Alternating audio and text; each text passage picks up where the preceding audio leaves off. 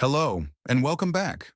During World War II, many Americans believed that Nazi Germany had a secret plan to invade New York City. Newspapers hinted at it. Rumors spread along the East Coast. Even years after the war, the idea refused to disappear. But was there ever a real Nazi plan to attack or invade New York?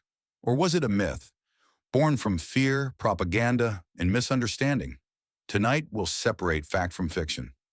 Using verified wartime documents, German military records, and Allied intelligence reports, we'll examine what Nazi Germany actually planned and what it never could have achieved. The truth is more complex than the myth, and in some ways, more unsettling. Because while Germany never had the ability to invade New York, it did consider ways to reach American soil, psychologically, strategically, and symbolically.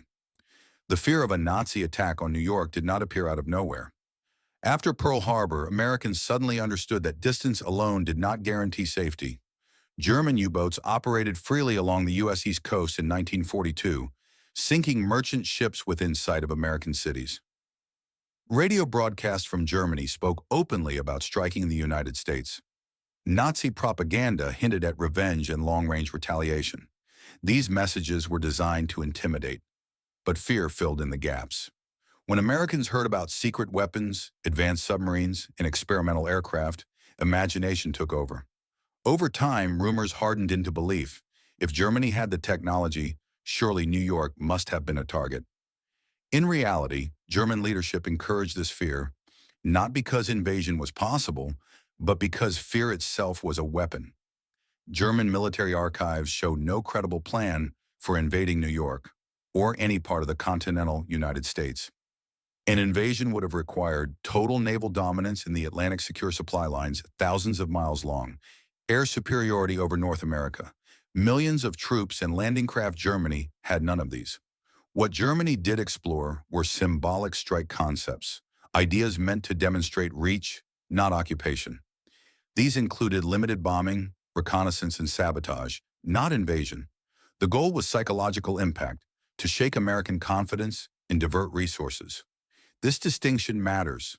Germany never planned to conquer New York. It sought to threaten it. One of the most misunderstood programs was the so-called Amerika Bomber. German engineers studied long-range bombers capable of reaching the U.S. East Coast from Europe. Designs like the Messerschmitt Me-264 and Junkers Ju-390 were explored. These aircraft existed mostly on paper or as prototypes. Even if completed, they would have faced overwhelming problems. No fighter escort, limited payload, one-way or near one-way missions, no secure bases. The idea of bombing New York was discussed, but never operationally viable. The Amerika Bomber was a technological concept, not a real military plan. Germany did reach American soil, quietly. In 1942, Operation Pastorius landed German saboteurs on U.S. beaches via submarine. Their mission was to damage infrastructure and industry. The operation failed quickly. The agents were captured, tried, and executed. Germany also experimented with submarine-launched reconnaissance aircraft, balloon bombs and drift weapons, long-distance espionage networks. None posed a serious military threat, but they fed the myth. Americans didn't see an invasion, but they saw evidence that the enemy could reach them. By 1943, the strategic reality was clear. Germany was losing control of the Atlantic air superiority over Europe, industrial capacity.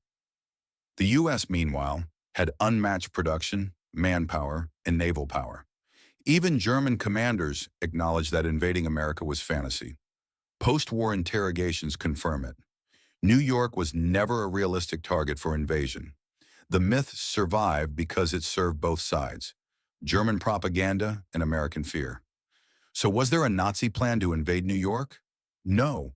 There were ideas, concepts, psychological operations, experimental designs, but no invasion plan, no timetable, no capability. The myth tells us more about wartime fear than German power. And that may be the most important lesson.